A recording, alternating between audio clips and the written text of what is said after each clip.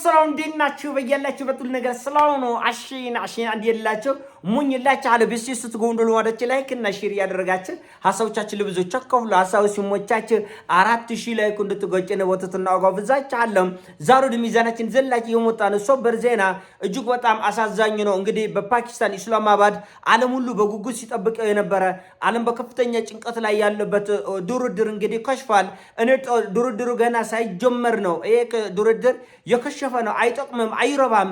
ምክንያቱም ፍጹም አሜሪካኖችም አባ ዶፍጥጥ ካልዶፈጠጥን ካልጮኸለቅና እንጂ የመነጋገር ፍላጎት የለው። ይሄ የኖሮ ባህሪ ነው። ባህሪ እኮ በቀላሉ አይለቅም እኮ። አሜሪካ ብቻ አይደለም በነገራችን፣ አብዛኛው አውሮፓውያኖች አባ ዶፍጥጥ ናቸው። እንዶፍጥጠን እንጮኸለቅና እንጂ ተነጋግረን ለዚህ ጉዳይ መልስ እንሰጣለን። በፍጹም ከየት መጥቶ የለም እኮ እንደ አፍሪካን ይሄን ሁሉ ቢሊየን የአፍሪካ ህዝብ ከ1.4 ቢሊየን በላይ የሚሆን አፍሪካን ህዝብ ዶፍጥጠው አንዲት ብር ካሳ ሳይሰጡ እኮ ነው የሄዱት። አንዲት ብር ጭራሽ ወንጀላችን በወንጀል አይቆጠርም የታሪክ አንድ አካል ነው እኮ የሚሉት። ትቆልዳለህ እንዴ? ይሄ ሁሉ ዓለም እርስ በርስ ሲደፈጣጠጥ የነበረ ጥፋት ነው ብሎ እንኳን እኮ የማያምኑ ሰዎች ናቸው እንኳን ዛሬ የሚያደርጉትን። እና ኔታንያሁ ትናንትና ወጥቶ ገና ነው ጦርነቱ ይቀጥላል፣ በኢራንም በኢራቅም በየመንም በሊባኖስም ያላጨረስን የቤት ስራ አለ ብሏል። ቆጥል ይቅና ምናየው ጉዳይ ይሆናል። ምናየው ጉዳይ ነው። የቤት ስራ አለ። ምንድነው የቤት ስራ አለ?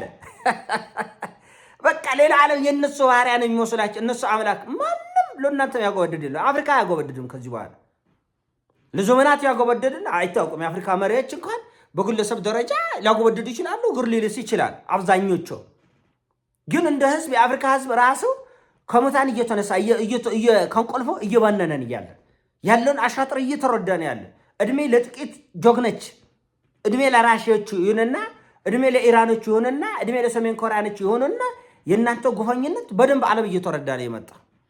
አይ ኢራን እኮ በኒኩሌር አልስማማም። ኢራን በኒኩሌር ተስማምታ የተብላለ ዩራኒየም 11000 ኪሎ ግራም አካባቢ የሚሆነውን አላስረከበችም እንደ ኢራን። ከዓመታት በፊት ኦባማ በስልጣን ላይ ባለ ጊዜ ድርድር ላይ ተደርሰው ይሄው ውሰዱት የተበላለ ዩራኒየም ይሄው ግቡና እዩ። ኢራንን ገብታችሁ በአፋ ገብታችሁ በቂጥ አለጣችሁም እንደ ኢራንን ፈትሻችሁ አንድ ነገር የለም አሸወይና ነው ተብሎ አልነበረም?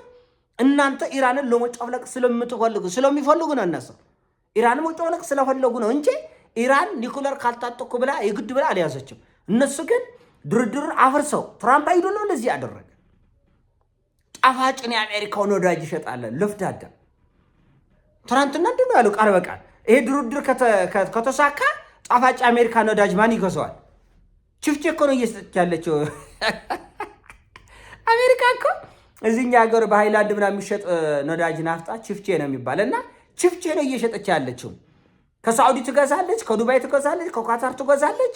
ያንን እንደገና አትርፋ አትራፊ የዓለምን ህዝብ ጉሮሮ ታንቃለች። ይሄ የዘራፊ ስራ ነው የሚሰርት ያለው ችፍቼ።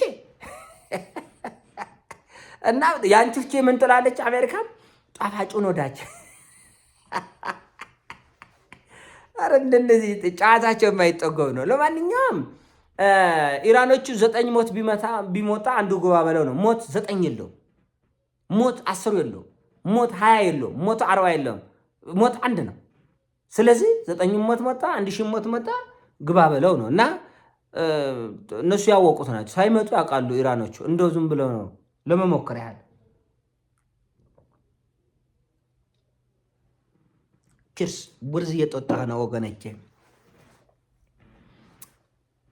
እና ይሳካል የሚል ግምት እኔ መጀመሪያም አልነበረኝም። ምክንያቱም አንደኛ ገና ተኩስ አቁሙ እንደተነጋገሩ ሊባኖስ መቀጥቀጥ ጀመሩ፣ ማፍረስ። ለምን? ኢራን መጀመሪያ ፋታ ስላልሰጠቻቸው ለፋስ ጊዜ ከልክላ ነው ያዋጋች። እና ኢራን ለአንዲት ቀን ተኩስ ብታቆም ሊባኖስ ላይ ውርጅብኝ። ስለዚህ ይሄ 15 ቀን የሚባለው ምናልባት 4 ቀን ወይ 5 ቀን የተቆነሰው። ስለዚህ ያው ከነገ ወዲያ ይቆጥላሉ፣ ኢራኖች ይጀምራሉ። ለምን? እነዚህ አህያውን ፈርቶ ዳውላውን በግርግር ሊባኖስና የመንን ለማፍረስ ነው ሩጫው። ያ ደግሞ ኢራኖች አይፈቅዱም። ስለዚህ እነዚህ ስለ ዓለም ኃላፊነቱ የማይሰማቸው እኛ ያልነው ካልሆነ ሙተን እንገኛለን የሚለው አምባገነኖች፣ ነውጠኞች ኢራን በኒኩሌር ጉዳይ ላይ ፍላጎት እንዳይኖራት ሁሉ ማረጋገጫ ምን ማለት ነው? ፍላጎት እንዳይኖር ማለት ምን ማለት ነው? እኔ አሁን አረጋይ ጄዲ ቫንስ የተናገረ የአሜሪካ ምክትል ፕሬዝዳንቱ ኢራን አለማብላላታን ዩራኒየም አለማብላላታን ብቻ ሳይሆን ለማብላላት ፍላጎት አለመኖራ ማረጋገጫ እንፈልጋለን። ምንድናችሁ እናንተ? እኔ ጉርም የሚለኝ እኮ ለምን እንደ ዓለም በሙሉ ለምን ጥፍት አይል? ለምን አይጠፋም? እውነቴን ነው ማለት በቃ ይለይለት፣ በቃ ዱልቅልቅ ይውጣ። እነሱም ይሄንን ነው የሚሉት። እኛ ከተነካን ነዳጁ ይዛባል፣ ዓለም ኢኮኖሚ ይዛባል። ስለዚህ ዓለም ተንቆጥቅጦ ለምን ተንቆጥቅጦ ይኖራል? ለምን እንደዋራ እንኖራለን? ለምን አጎብድደን እንኖራለን? ይሄ ከኔ ጥያቄ እኮ።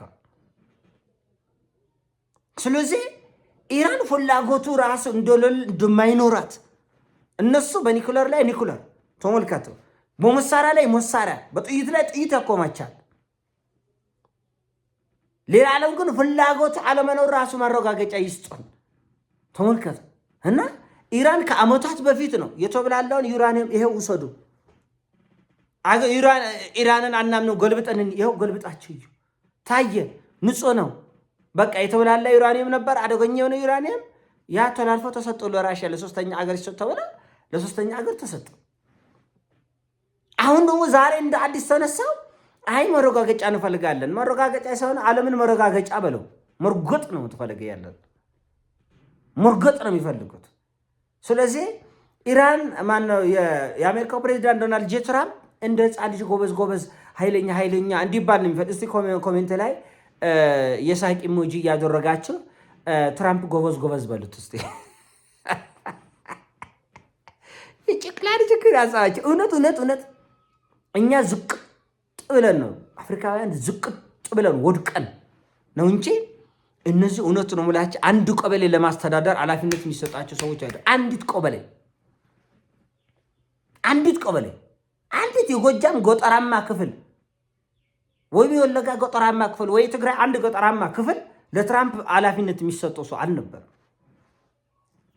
ጉርመጫት ነገር ግን ያው ጋነች አለውቅና ምንቸቶች ጋር ሆኑ ተብሏል።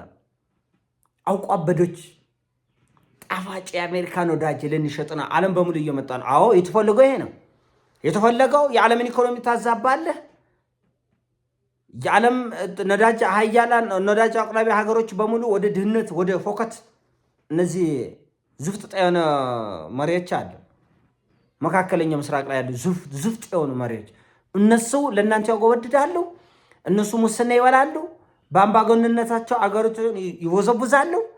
ያንን እናንተ እንዳትናገሩ ያው $1 ትሪሊየን ይሰጣል። ነዳጁን ትመጣላችሁ ወስተ በቃ የምን አባቱ ሰላም ዓለም ባናቷ ትተከል። እንዲህ ነው አካሄዱ። እንደዚህ ነው እየሆነ ያለ። አቋማቸው